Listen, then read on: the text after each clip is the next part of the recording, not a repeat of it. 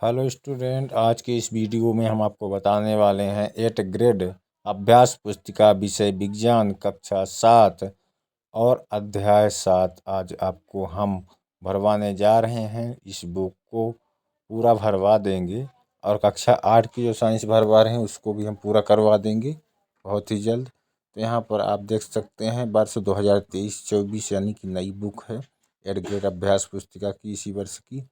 और आपको हम अध्याय 6 तक भरवा चुके हैं। आज आपको अध्याय 7 भरवाने वाले हैं और पूरा भरवा देंगे। यदि आप मान लीजिए कहीं पर छूट जाता है तो आगे पीछे वीडियो को करके पूरा आप भर सकते हैं। यहाँ पर आज अध्याय 7 जंतुओं और पादप में परिवहन इस पाठ को भरवाने वाले हैं। तो जैसा कि हमने बताया कि यदि आपको मान लीजिए छूट जाता है कहीं पर बोलने में हमें, तो आप वीडियो को आगे पीछे करके लिखा रहेगा तो उसको आप देखकर भर सकते हैं। और यदि आप चैनल पर हमारे नए हैं तो हमारे चैनल को सब्सक्राइब कर दीजिए और बेल आइकन को यानी कि घंटी को दबाकर ऑल ऑप्शन को सेलेक्ट करिए ताकि जो भी वीडियो हम अपने यूट्यूब चैनल पर अपलोड करें उस वीडियो का नोटिफिकेशन आप तक पहुंच सके। तो हम आपको बताना चाहते हैं कि यहाँ पर अभी हम 8th ग्रेड अभ्यास पुस्तिका भरवा रहे हैं और आपको विज्ञान विषय जो मेन सब्जेक्ट है उसका भी पूरा लिखवाएंगे क्वेश्चन आंसर कक्षा 7 का और 8 का, और राष्ट्रीय मीन्स की भी तैयारी करवाएंगे। तो चलिए यहाँ पर अध्याय 7 आ गया जंतुओं और पादप में परिवहन। तो यहाँ पर एक चित्र दिया गया है 7.4 है। तो यहाँ पर आपको भरना है, ठीक। तो इसके कौन से पार्ट हैं, कौन कौन से इन पार्ट के क्या क्या नाम हैं, इनको भरना है। तो जैसा कि यहाँ पर आप देख सकते हैं लेफ्ट साइड में तो सबसे पहले आप क्या भरेंगे, महाशिरा। फिर उसके नीचे आप भरेंगे लेफ्ट साइड में दायां अलिंद। फिर इसके बाद उसके नीचे लेफ्ट साइड में ही भरेंगे आप दायां निलय, ठीक है। फिर उसी के राइट साइड में आप भरेंगे पहले ऊपर सबसे महाधमनी, फिर उसके नीचे आप भरेंगे फिर पुंपस धमनी। फिर इसके बाद आप भरेंगे यहाँ पर पुंपस सिरा। फिर इसके बाद भरेंगे उसके नीचे बायां अलिंद, जैसा कि इधर दायां अलिंद लेफ्ट साइड में था, राइट साइड में बायां अलिंद। फिर इसके बाद आप देखेंगे कि लेफ्ट साइड में क्या था, दायां निलय, तो राइट साइड में क्या होगा, बायां निलय, और नीचे क्या हो जाएगा, निलय हो जाएगा। तो एक बार हमको फिर से आपको बता देते हैं। सबसे पहले लेफ्ट साइड वाले खाने में महाशिरा, दूसरे में दायां अलिंद, तीसरे में दायां निलय, और सबसे ऊपर राइट साइड में महाधमनी। फिर इसके बाद उसके नीचे फुम्फस धमनी, फिर इसके बाद फुम्फस सिरा, फिर इसके बाद नीचे बायां अलिंद राइट साइड में, फिर उसके नीचे बायां निलय, और सबसे नीचे क्या भरेंगे, निलय। इस प्रकार से ये आपको हम भरवा दिए हैं। पहला पेज जो अध्याय 7 का था यह पूर्णतः कंप्लीट हो गया है। अब देखेंगे क्या, रिक्त स्थानों की पूर्ति करना। तो इसको भी आपको भरवा रहे हैं। देखिए 5 नाम यहाँ पर दिए गए हैं। 5 में से 5 को एक एक खाने में भरना है। तो पहले में क्या है, लाल रक्त कोशिकाओं में नामक लाल रंग का वर्णक होता है। तो उसमें क्या भरेंगे, हीमोग्लोबिन होता है, भरेंगे पहले वाले में, क्योंकि लाल रक्त कोशिकाओं में हीमोग्लोबिन नामक लाल रंग का वर्णक होता है। दूसरा क्या है, प्रति मिनट स्पंदों की संख्या। तो यहाँ पर दूसरे में क्या भरेंगे आप, पहला वाला भर देंगे स्पंदन दर कहलाती है, यानी कि दूसरे का स्पंदन दर। तो दूसरा प्रश्न था प्रति मिनट स्पंदों की संख्या स्पंदन दर कहलाती है। तीसरा है हृदय और मिलकर परिसंचरण तंत्र बनाते हैं। तो हृदय और क्या मिलकर परिसंचरण तंत्र बनाते हैं। तो यहाँ पर हृदय और रक्त वाहिनियाँ मिलकर क्या बनाते हैं, परिसंचरण तंत्र बनाते हैं। चौथा क्या है, चिकित्सक आपके हृदय स्पंद को मापने के लिए नामक यंत्र का उपयोग, यानी किस यंत्र का उपयोग करता है। तो इसको आप क्या भरेंगे, स्टेथोस्कोप, क्या भरेंगे, स्टेथोस्कोप भरेंगे चौथे में। पाँचवा है पादपों में जल और पोषक तत्वों के परिवहन के लिए विशेष वाहिनियां होती हैं जो कहलाती हैं। तो क्या कहलाती हैं? तो यहाँ पर क्या भरेंगे आप? संवहन उत्तक भर देंगे। पचमे में संवहन उत्तक कहलाती हैं। ठीक है। फिर आगे आपका बहुविकल्पी प्रश्न आ गया। प्रश्न नंबर 1 है, श्वेत रक्त कोशिकाओं का क्या कार्य होता है? तो इसका राइट आंसर बी ऑप्शन होगा, जैसा कि दिया गया है बी ऑप्शन में, रोगाणुओं के खिलाफ लड़कर रोगों को ठीक करना। फिर इसके बाद प्रश्न नंबर 2 आ गया है यहाँ पर उसी में, पादप मृदा से अवशोषित करते हैं। तो यहाँ पर उत्तर ए ऑप्शन होगा, पादप जो यानी पौधे जो है मृदा से जल अवशोषित करते हैं। तीसरा है, शरीर में से अपशिष्ट पदार्थों का बाहर निकालने का प्रक्रम कहलाता है। तो क्या कहलाता है? तो इसका राइट आंसर क्या करेंगे आप? उत्सर्जन लिखेंगे। ए ऑप्शन राइट आंसर होगा, यानी कि शरीर में से अपशिष्ट पदार्थों का बाहर निकालने का प्रक्रम उत्सर्जन कहलाता है। फिर इसके बाद प्रश्न नंबर 4 है, मानव उत्सर्जन तंत्र मिलकर क्या बना है? यानी कि मानव उत्सर्जन तंत्र मिलकर बना है। तो इसका क्या लिखेंगे? डी ऑप्शन क्या लिखेंगे? मूत्र वाहिनियाँ, फिर दूसरा वृक्क यानी किडनी, तीसरा मूत्राशय एवं मूत्र मार्ग से। ठीक है, यानी कि चौथे का डी ऑप्शन राइट आंसर। पाँचवा है, मछली जैसे जलीय जीव अपना अपशिष्ट किस गैस के रूप में उत्सर्जित करते हैं? तो 4 ऑप्शन दिए गए, इसमें से बी ऑप्शन राइट आंसर होगा, जो कि अमोनिया है।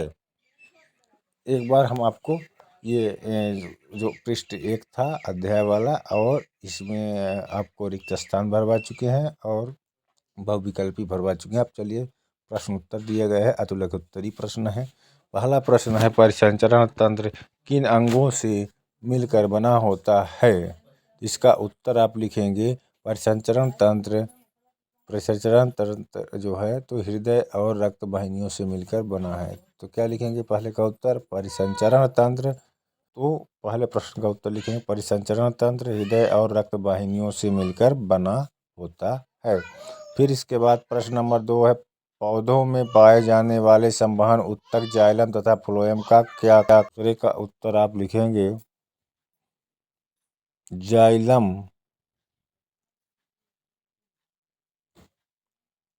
से पत्तियों तथा अन्य भागों में जल तथा, तो यहाँ पर जैसा कि हमने दूसरे प्रश्न का उत्तर बता रहे हैं, जाइलम से पत्तियों तथा अन्य भागों में जल तथा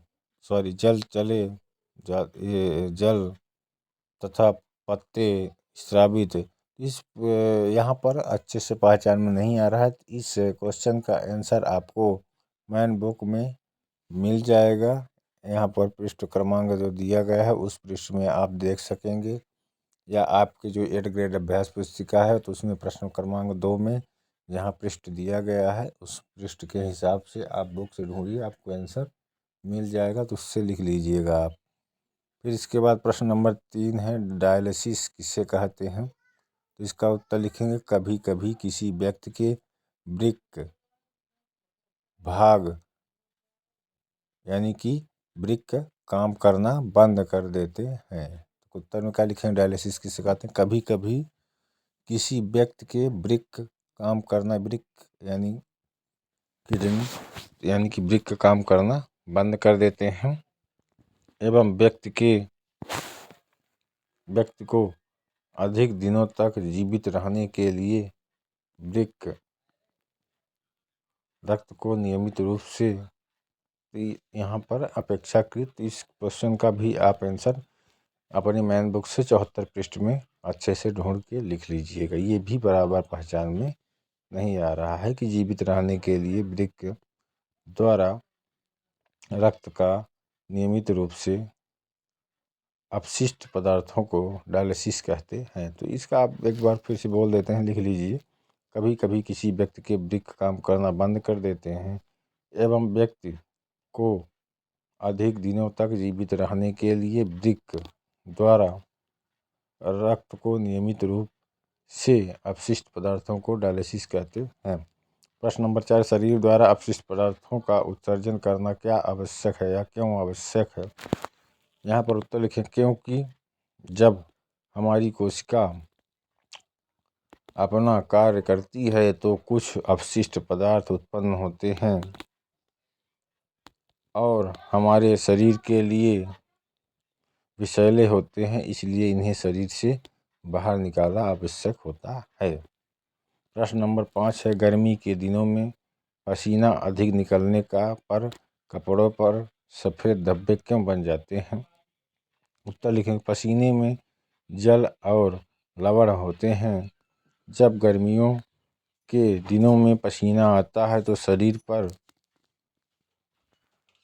काले कपड़े पसीने से गीले हो जाते हैं, परंतु जब यह सूख जाता है तो कपड़ों पर लवण शेष रह जाता है, तो ये धब्बों के रूप में दिखाई देता है या दिखाई देते हैं।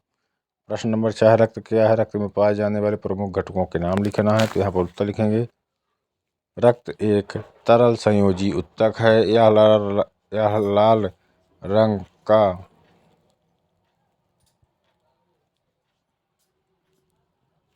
गाढ़ा तरल पदार्थ है जो हृदय तथा रक्त वाहिनियों में प्रवाहित होता है। रक्त के मुख्य घटक, यहाँ पर रक्त के मुख्य घटक लिखना है आपको।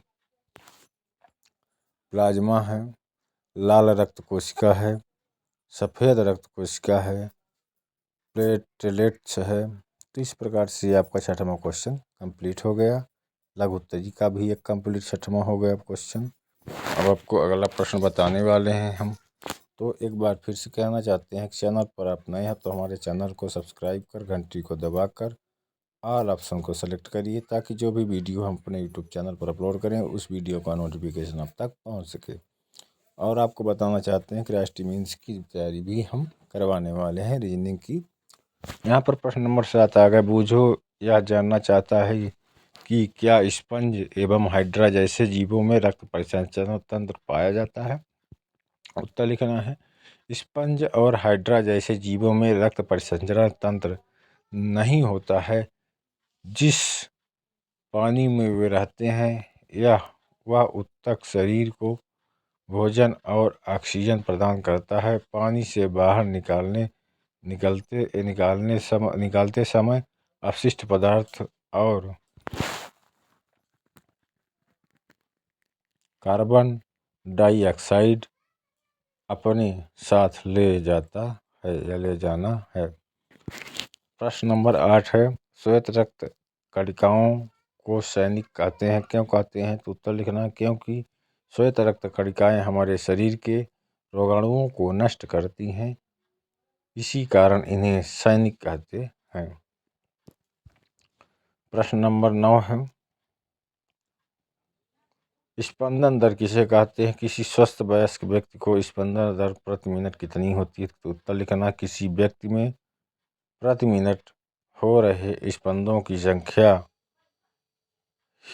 या संख्या को स्पंदन दर कहते हैं। किसी स्वस्थ व्यक्ति की स्पंदन दर 72 से 80 स्पंदन प्रति मिनट होती है। यानी जो धड़कन होती है लगभग 72 से 80 होती है, 1 मिनट में 72 से 80 बार।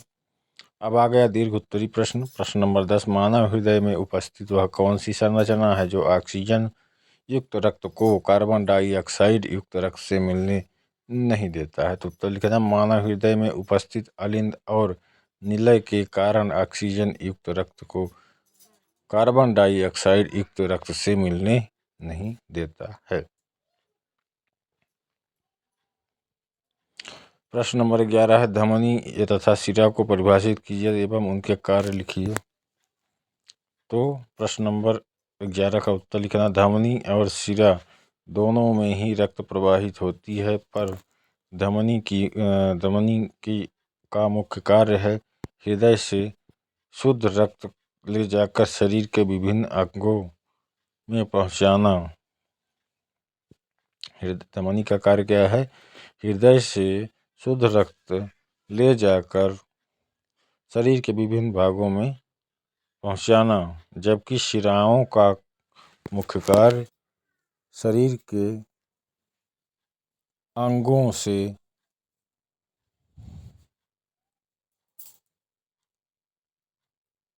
अशुद्ध रक्त हृदय तक ले जाना, यानी कि धमनी और शिरा दोनों का कार्य अलग अलग होता है। जैसा कि हमने बताया 11वें क्वेश्चन का आंसर कि धमनी और शिरा दोनों में रक्त प्रवाहित होता है, पर धमनी का मुख्य कार्य क्या है? हृदय से शुद्ध रक्त ले जाकर शरीर के विभिन्न भागों या अंगों में पहुंचाना, जबकि शिराओं का मुख्य कार्य शरीर के अंगों से शुद्ध रक्त हृदय तक ले जाना। ये अलग अलग दोनों के कार्य हो गए। तो जैसा कि आपको बताना चाहते हैं 180 नंबर राष्ट्रीय मीन्स में आता है कुल, तो 90 नंबर का रीजनिंग, 90 नंबर का अदर सब्जेक्ट जैसे कि साइंस और सामाजिक विज्ञान हो गया आपका, और हो गया गणित आपका, 3 विषय ये हो गया। तो आपको बताना चाहते हैं 90 नंबर का रीजनिंग आता है, 35 नंबर का लगभग साइंस, 35 का सोशल साइंस आता है, यानी 70 ये हो गए 35 दोनों, और 20 नंबर का आपका आता है क्या? मैथ आता है। इस प्रकार से यदि आप 10 नंबर भी एक विषय में पाएंगे, सामाजिक विज्ञान 10 नंबर, साइंस में 10 नंबर, मैथ में यानी 30 नंबर, और इधर रीजनिंग में आप 70 नंबर पाते हैं, तो आपका 100% सिलेक्शन हो जाए। अब चलिए देखते हैं 11वें नंबर प्रश्न का सेकंड नंबर प्रश्न है, धमनी को दीवारें मोटी एवं प्रत्यास्थ होती हैं क्यों? उत्तर लिखना है यहाँ पर। हृदय से स्पंदन के फलस्वरूप शरीर रक्त एक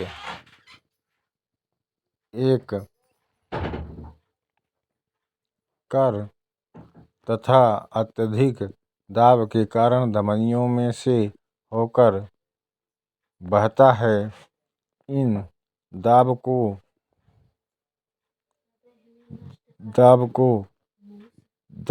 क्या कहते हैं? दाब को, इस प्रश्न को आप देखकर बुक से करिएगा। इस नंबर यहाँ पर दिया गया है। अब प्रश्न नंबर 12 का, तो यहाँ पर हम आपको 11 प्रश्न के उत्तर बता दिए हैं। 12वां प्रश्न आपका यहाँ पर आ गया, स्टेथोस्कोप का चित्र बनाइए एवं उसके कार्यों को लिखिए। तो इसका उत्तर लिखेंगे स्टेथोस्कोप रोगी के रक्त संचार की दशा का परीक्षण करने का उपकरण है। यहाँ पर चित्र बना लेंगे। प्रश्न नंबर 13 है, यहाँ पर पहला दिया गया है, परिसंचरण तंत्र की व्यवस्था का नामांकित चित्र बनाइए एवं वर्णन कीजिए।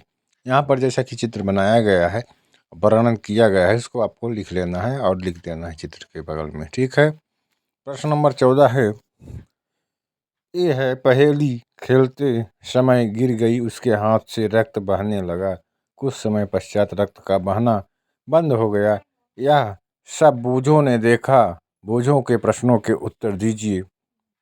पहला बिंदु है, रक्त का रंग लाल क्यों दिखाई देता है?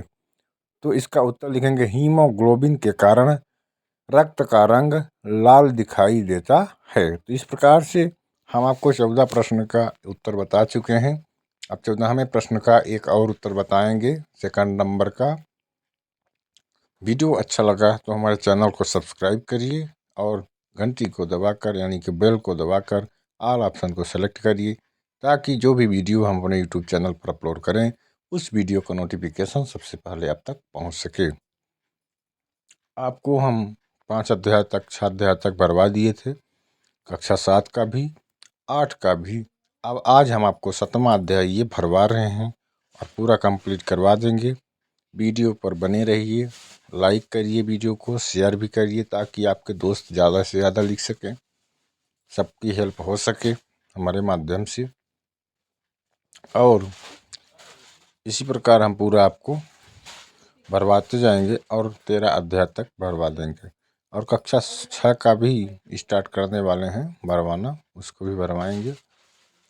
तो यहाँ पर हम आपको बता दिए रक्त का रंग लाल क्यों दिखाई देगा या दिखाई देता है। तो यहाँ पर हीमोग्लोबिन के कारण रक्त का रंग लाल दिखाई देता है। तो इस प्रकार से आपका 14 प्रश्न का फर्स्ट नंबर कंप्लीट हो गया है। रिक्त स्थान की पूर्ति करवा चुके हैं और 32 टाइप के क्वेश्चन, बहुविकल्पी प्रश्न जिसको कहते हैं, उसको हम करवा दिए। अति लघु उत्तरी करवा दिए, लघु उत्तरी करवा दिए, दीर्घ उत्तरी स्टार्ट है, वो होने वाला है। लघु उत्तरी का ये दूसरा प्रश्न है 14वें नंबर का। रक्त का थक्का बनने में कौन सी कोशिकाएं सहायक हैं? तो उत्तर लिखना है रक्त का, तो यहाँ पर क्या लिखेंगे, रक्त का थक्का जमने में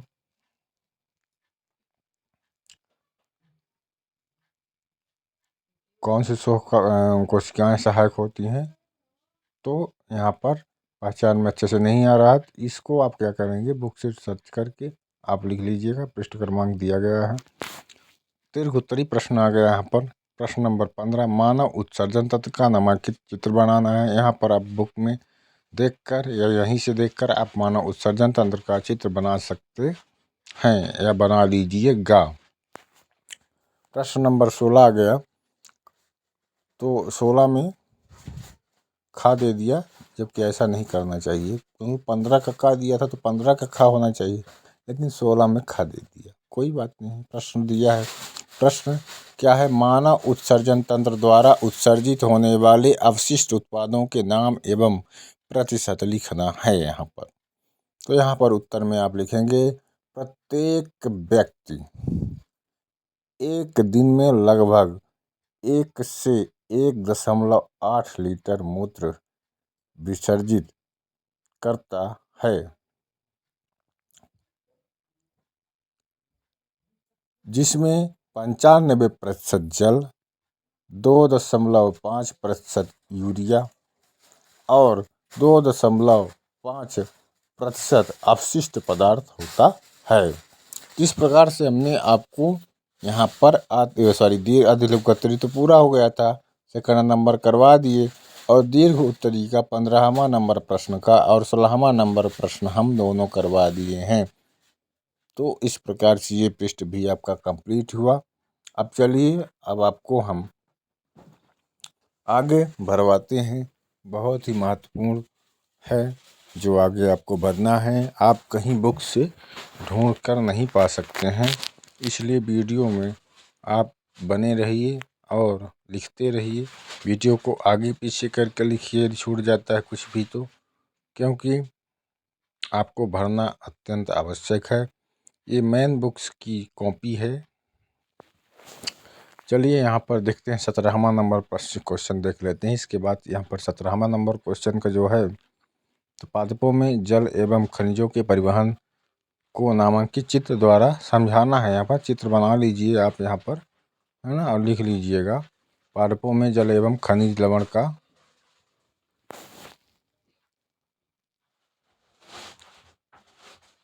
वहन किसके द्वारा होता है, जाइलम कोशिकाओं द्वारा होता है। तो यहाँ पर प्रोजेक्ट फर्स्ट आपका आ गया, देख सकते हैं।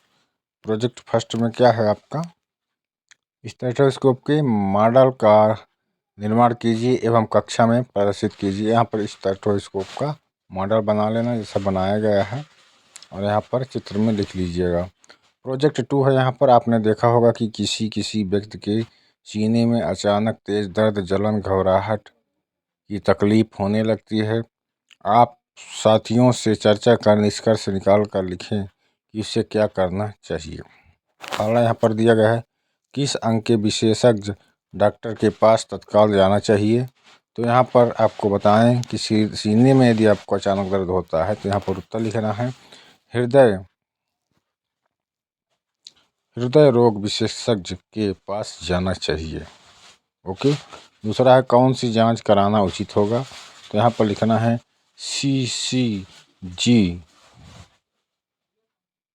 ठीक है, अल्ट्रासाउंड टेस्ट, है ना, तो ये करवाना होगा। क्या क्या सावधानियां रखनी चाहिए, तो ये तो आप खुद समझ सकते हैं कि किस प्रकार की सावधानियां रखनी चाहिए। तो इस प्रकार से ये आज आपका अध्याय हमने 7 को कंप्लीट करा दिया है। यदि आपका कहीं छूट गया हो, ना पहचान में आता हो, तो वीडियो को आगे पीछे करिए और पूरा आप अंत तक पढ़ सकते हैं।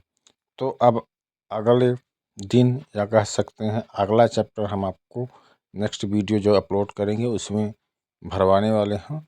तो अभी ये तो आपका 7 अध्याय कक्षा 7 का है।